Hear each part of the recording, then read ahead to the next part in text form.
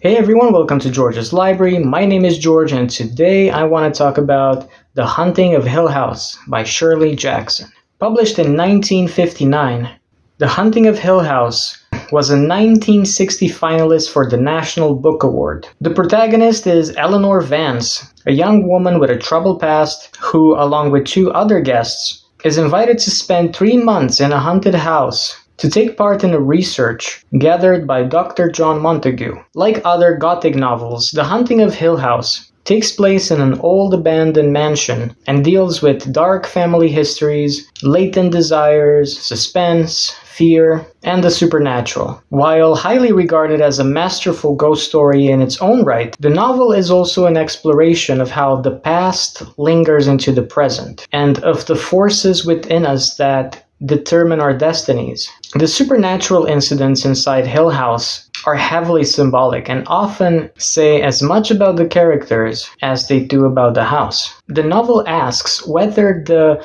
heroine's psychological traumas make her of interest to the supernatural forces, or if she is the one causing the supernatural events in the first place. Because the narrative never actually answers these questions, Hill House remains unknowable even at the end. The first theme that we're going to discuss, which is explored in this novel, is the fragility of identity. Eleanor Vance arrives at Hill House hoping to create her own identity. At 32 years old, she has spent the last 11 years of her life caring for her ill mother, and since her mother's death, she has lived in the nursery of her sister's house. Now, early chapters reveal that her sister and her brother-in-law are manipulative and domineering. She revels in her drive towards Hill House, during which she is free to imagine and to dream. She feels like her journey is a first step towards a positive outcome. Once at Hill House, Eleanor starts struggling with insecurity and self-doubt.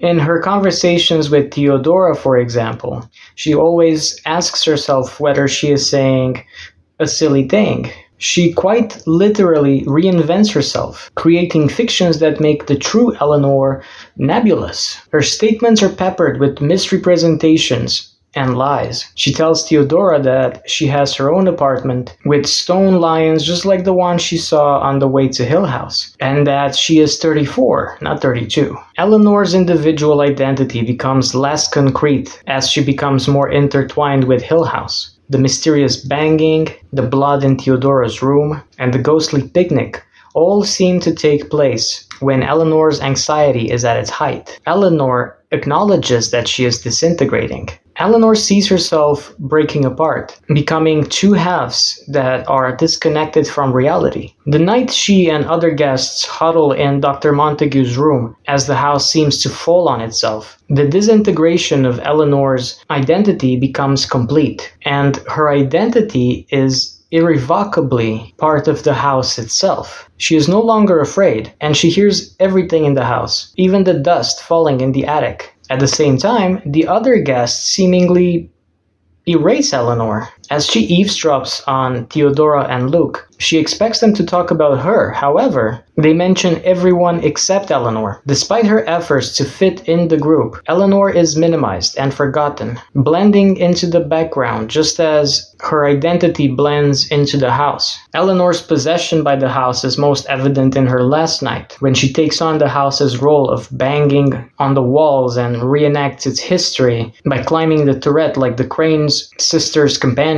The next morning, Dr. Montague sends Eleanor back home, thinking that leaving the house will make her herself again.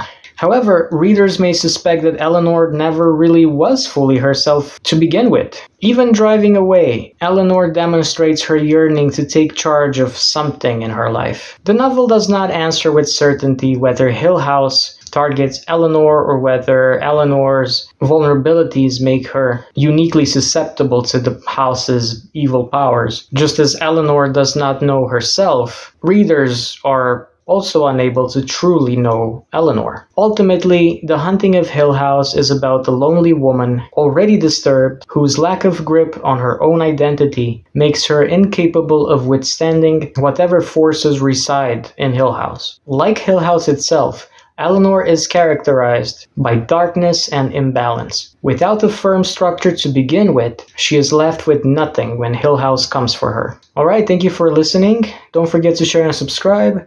Stay safe, be kind, and keep on reading. I'll see you next time.